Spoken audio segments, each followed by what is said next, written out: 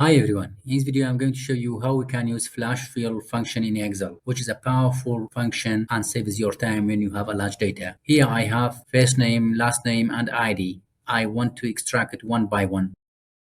For example, I want to extract first name just from here, control copy, put first name here. Then from data, go to data tools. Here we have flash fill.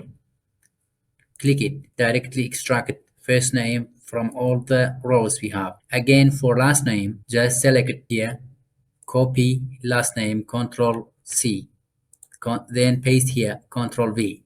For flash fill, again from data tools, you can click flash fill or just Control E. Control E is abbreviation for flash fill. Again, from here, for ID, do the same.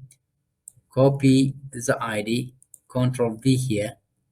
You can do it by this one or by Control E. Do the same thing. If you found this video helpful, like it, leave a comment, and subscribe. Have a nice time.